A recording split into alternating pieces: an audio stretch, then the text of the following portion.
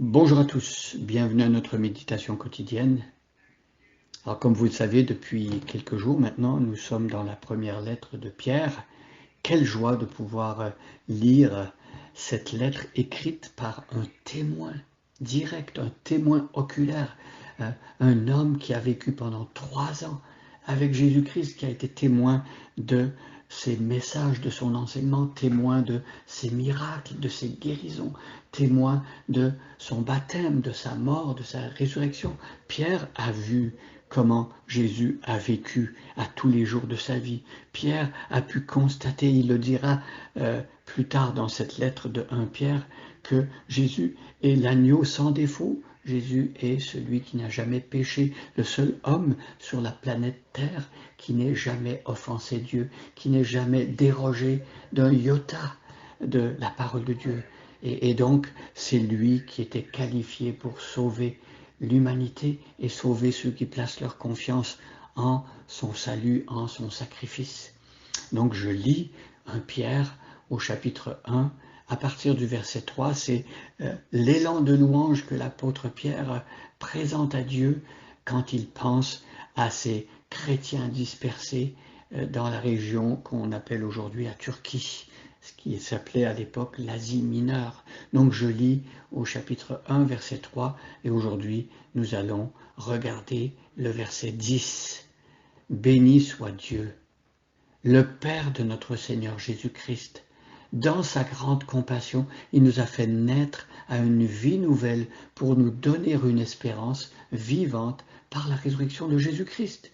Car il a préparé pour nous un héritage qui ne peut ni se détruire, ni se corrompre, ni perdre sa beauté. Il le tient en réserve pour vous dans les cieux, vous qu'il garde par sa puissance au moyen de la foi, en vue du salut qui est prêt à être révélé au moment de la fin.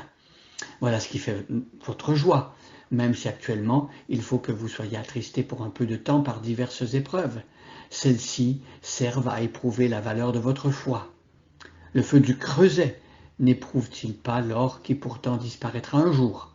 Pourtant, votre foi qui a résisté à l'épreuve a une valeur beaucoup plus précieuse. Elle vous vaudra louange, gloire et honneur lorsque Jésus-Christ apparaîtra. Jésus, vous ne l'avez pas vu, et pourtant vous l'aimez. Mais en plaçant votre confiance en lui, sans le voir encore, vous êtes rempli d'une joie glorieuse et inexprimable, car vous obtenez en retour votre salut, qui est le but de votre foi. Verset 10. Ce salut a fait l'objet des recherches et des investigations des prophètes qui ont annoncé d'avance la grâce qui vous était destinée. Alors ici, au verset 10, Pierre parle d'un phénomène assez particulier et qui distingue la foi chrétienne des autres foi. Il parle du phénomène prophétique. Il faut comprendre que l'histoire de Jésus, l'œuvre de Jésus, n'est pas arrivée dans l'histoire du salut ou dans le plan de Dieu comme un cheveu sur la soupe. Ce salut, Dieu en a parlé dès les premières pages de l'Ancien Testament, dès le livre de la Genèse.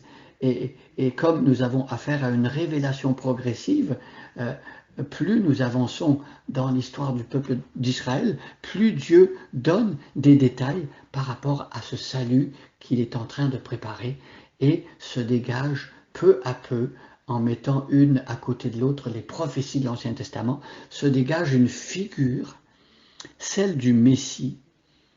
Et ce Messie, on découvre au fil des pages du Nouveau Testament que c'est Jésus.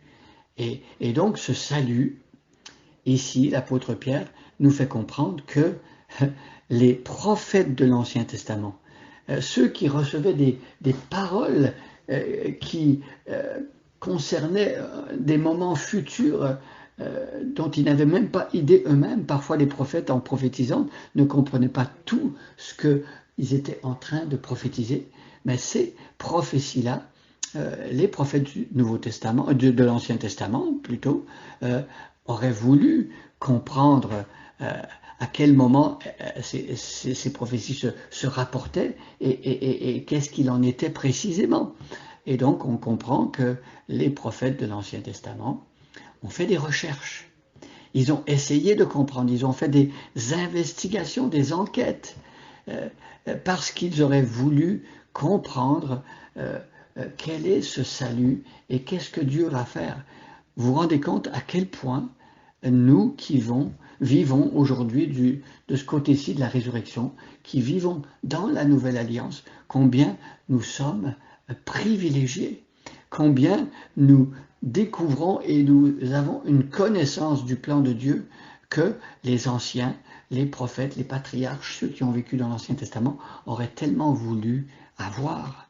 Ne méprisons pas, ne négligeons pas la révélation que Dieu nous donne dans la nouvelle alliance. Soyons reconnaissants que Dieu ait voulu inspirer ces prophètes de l'Ancien Testament pour qu'ils nous donnent ces paroles qui nous permettent de mieux comprendre qui est le Messie. Vous savez, la génération de ceux qui ont vu grandir Jésus et ceux qui ont pu assister au ministère, à la mission de Jésus pendant 3 ans, ces gens-là qui avaient lu attentivement l'Ancien Testament avaient plusieurs pièces du puzzle. Et quand ils mettaient ces pièces ensemble, ils commençaient à voir un peu plus clairement ce que Dieu voulait faire. Mais évidemment, vous comprenez que la pièce centrale du puzzle de Dieu pour sa révélation du salut, c'est Jésus-Christ lui-même. Tout l'Ancien Testament témoigne de Jésus. Ainsi donc, les textes prophétiques nous renvoient vers Jésus et mettent les projecteurs sur Jésus. On a des textes, par exemple, dans l'Ancien Testament qui prévoient le lieu de naissance de Jésus. On a des textes dans l'Ancien Testament qui nous disent que Jésus va naître d'une vierge. D'autres textes nous parlent de sa souffrance à la croix, comme le psaume 22, ou de son agonie et de ce serviteur qui va souffrir pour le péché des hommes, comme Ésaïe chapitre 53. Et ainsi donc, il y a plusieurs textes de l'Ancien Testament qui nous révèlent la figure de Jésus-Christ. Oh, attachons-nous à Jésus-Christ. Et soyons reconnaissants que nous avons la clé, nous pouvons connaître Jésus-Christ et nous savons qu'il est le Messie. Donc, restons attachés à lui et remercions Dieu pour lui. Bonne journée à chacun et à chacune et soyez bénis.